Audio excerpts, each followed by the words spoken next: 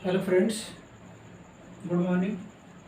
जैसा कि आप लोग जानते हैं कि बिहार में शिक्षक भर्ती आ गई है और हम बात करने वाले इस वीडियो में जो है कि कितने पद हैं, कब से फॉर्म स्टार्ट होगा और पेपर का पैटर्न क्या होगा, कि कितने पेपर होंगे, पेपर 1 एंड पेपर 2, पूर्णांक कितने होंगे। तो इसमें हम बार बारी से सबको एक एक करके देखेंगे। तो चलिए फिर स्टार्ट करते हैं। जैसा कि देख रहे हैं आपकी बिहार शिक्षक भर्ती 2023। उसके बाद इसमें हम बात करेंगे इसमें जो पद कितने हैं। तो 1,70,000 पद कितने हैं, 1,70,000। और जो इसमें बताया गया कि फॉर्म की जो डेट है वो कब से स्टार्ट होगी, तो इसी मई के महीने से ये फॉर्म भरना इसका स्टार्ट हो जाएगा। और जो एग्ज़ाम डेट की इसमें बात बताई गई है कि वो अगस्त में इसका एग्ज़ाम करा लिया जाएगा। एग्ज़ाम की जो बात है वो बताया गया अगस्त तक इसका एग्ज़ाम करा लिया जाएगा। और जो रिजल्ट की बात की गई है कि इसमें जो रिजल्ट होगा वो आपको नवंबर तक मिल जाएगा। अब बात आती है कि क्या अदर स्टेट वाले भी भर सकते हैं इसको। क्या अदर स्टेट वाले भर सकते हैं? तो बिल्कुल नहीं, अदर स्टेट वाले इसको नहीं भर सकते। जिनके पास बिहार का मूल सर्टिफिकेट होगा वही भर सकते हैं। बाकी अगर निगेटिव मार्किंग की हम देखें कि फर्स्ट पेपर में क्या है, सेकंड पेपर में क्या है, तो उसको अभी हम यहाँ पे देखेंगे। ठीक है, अब यहाँ पर हम देखेंगे कि पेपर और 1 और पेपर 2 का पैटर्न क्या है। जैसा कि देख रहे हैं पेपर 1 का जो मार्क है टोटल वो 100 नंबर का है।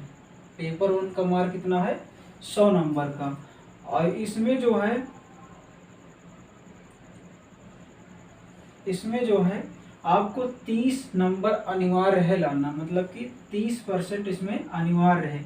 यदि इसमें आप 30% ला पाते हैं तभी सेकंड पेपर आपको देने को मिलेगा। और ये जो फर्स्ट पेपर है ये केवल क्वालिफाइंग मार्क है। इसमें आपको जो टाइम मिलेगा वो 2 आवर्स का मिलेगा, मतलब 2 घंटे का टाइम मिलेगा। 2 घंटे का इसमें टाइम मिलेगा।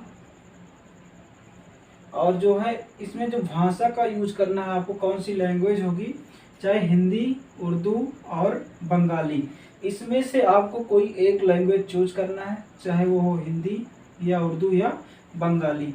और इसके कितने नंबर्स, मतलब कितने का पूर्णांक रहेगा इसका, 75 का। और इंग्लिश इसमें 25 क्वेश्चन रहेगा, टोटल मिला के 100 मार्क का होगा। मतलब 75 मार्क आपको यहाँ से मिलेंगे और 25 मार्क यहाँ से। तो 75 और 25 100, और इसमें से प्राप्त आपको कितना करना है, तो 30 नंबर। क्वालिफाइंग के लिए आपको 30 नंबर लाना है। ये केवल ओनली पासिंग मार्क के लिए है। यदि आप इतना कर जाते हैं तो आप सेकंड पेपर के लिए योग्य माने जाएंगे। और यहाँ पे निगेटिव मार्किंग, फर्स्ट पेपर में कोई भी निगेटिव मार्किंग नहीं है। ठीक है, तो मतलब फर्स्ट पेपर में कोई भी निगेटिव मार्किंग यहाँ पे नहीं है। अब हम बात करते हैं पेपर 2 की। पेपर 2 में क्या है कि पेपर 2 में जो मार्क है वो 150 नंबर का है। और क्वालिफाइंग के लिए आपको यहाँ पे जनरल के लिए 40%, ओबीसी के लिए 36.5% और SC ST के लिए 32%। ये इतना केवल पासिंग मार्क है, लेकिन मेरिट जो तय होगी वो फुल मार्क्स के आधार पर होगी। इससे कोई मतलब नहीं होता है पेपर में। ये तो केवल दे दिया जाता है इतना कम से कम आपको लाना ही लाना है।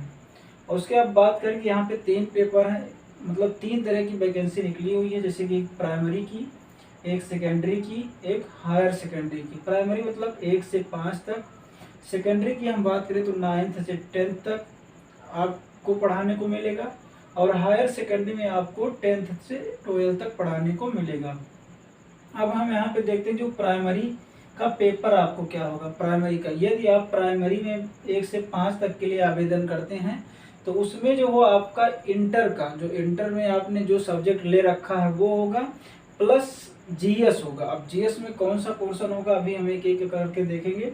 उसी प्रकार सेकेंडरी, मतलब यदि आप 9th और 10th वाले में आवेदन करते हैं तो 9th और 10th वाले में क्या होगा कि इसमें आपको जो आपने स्नातक जिस सब्जेक्ट से कर रखा है वो सब्जेक्ट प्लस आपके लिए जीएस होगा। मतलब स्नातक आपने जिस सब्जेक्ट से कर रखा है वो और जीएस।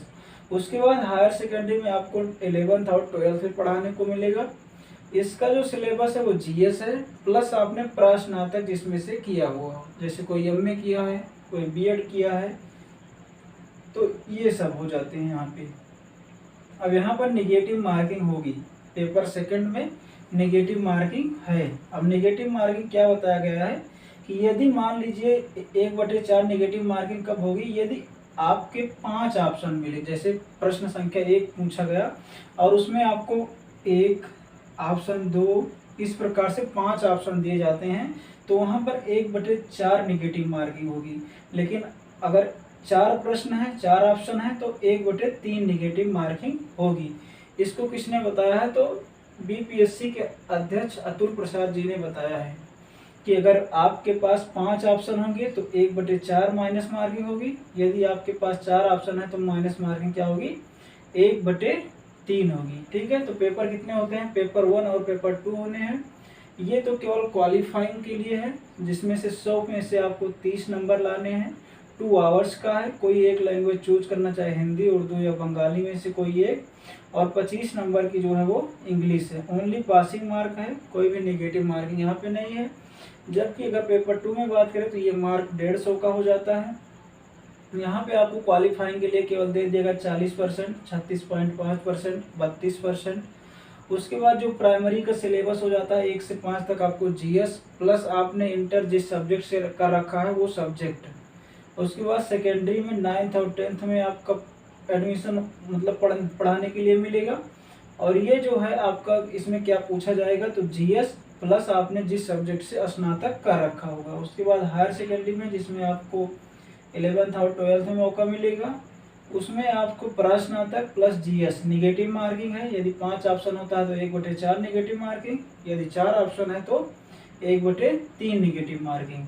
अब बात करते हैं जीएस में कौन कौन से टॉपिक हैं। तो जीएस में एक तो है प्राथमिक गणित, और उसके बाद मानसिक क्षमता, मतलब नॉर्मल वाली गणित है यहाँ पे, और उसके बाद मानसिक क्षमता जिसे आप रीजनिंग कह सकते हैं। उसके बाद सामान्य जागरूकता, सामान्य जागरूकता का मतलब बिहार जीके के बारे में पूछा जाएगा। उसके बाद यहाँ पे है सामान्य विज्ञान, उसके बाद है सामाजिक विज्ञान जिसे एसएसटी भी कहते हैं आप। उसके बाद भारतीय राष्ट्रीय आंदोलन है, और उसके बाद भूगोल एंड पर्यावरण है। तो बिहार जीएस के अंतर्गत ये सिलेबस रखा गया है। ठीक है, तो इन्फॉर्मेशन कैसी लगी ये ज़रूर बताना।